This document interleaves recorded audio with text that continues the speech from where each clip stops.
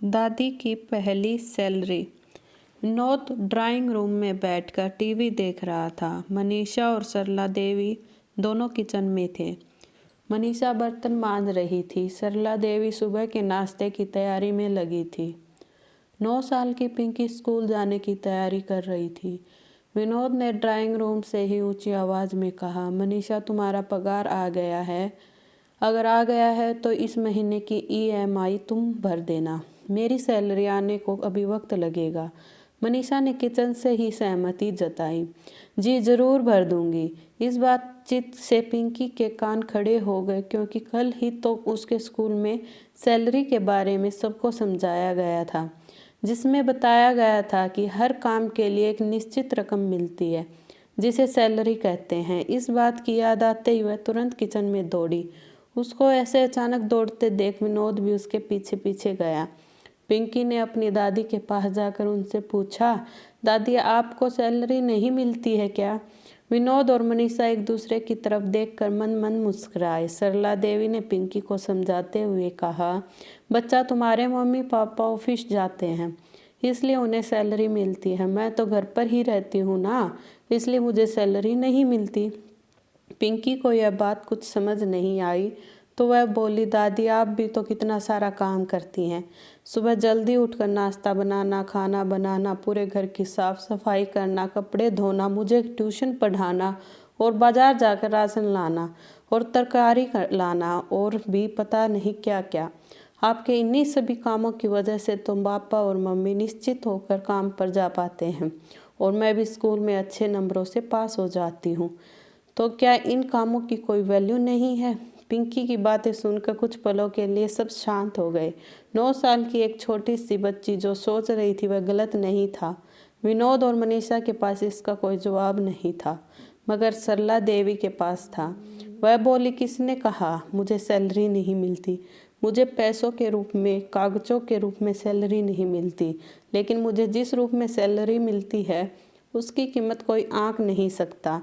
मैं घर की जिम्मेदारी संभालती हूँ, तो मुझे तुम्हारी मम्मी एक दोस्त के रूप में मदद करती है। तुम्हारी मम्मी की दोस्ती मेरे लिए वह सैलरी है। मुझे पैसों की ज़रूरत होती है और मैं तुम्हारे पापा को बोलती हूँ तो बिना यह जाने कि मैं उनका क्या करूँगी, वह मुझे झट से पैसे निकाल कर दे देते हैं। तुम्हारे पापा का यह विश्वास मेरी सैलरी है, और तुम जो मुझे इतना प्यार करती हो और मेरे बारे में इतना सोचती हो, वह तो मेरा बोनस है।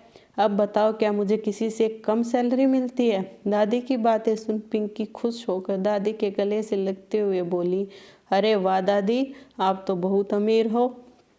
सबके चेहरों पर बड़ी मुस्कान आ गई। मनीषा सरला देवी के पास आई, उनका हाथ पकड़कर बोली, मम्मी जी हमने कभी इस बारे में सोचा ही नहीं, लेकिन आपको कभी इस बारे में विचार नहीं आता कि आपको भी सैलरी मिलनी चाहिए? कभी कभार वह भी जब तुम लोगों को कुछ खरीद कर देना होता है तब थोड़ा सा बुरा लगता है, सरला देवी ने हिचकिचाते हुए कहा।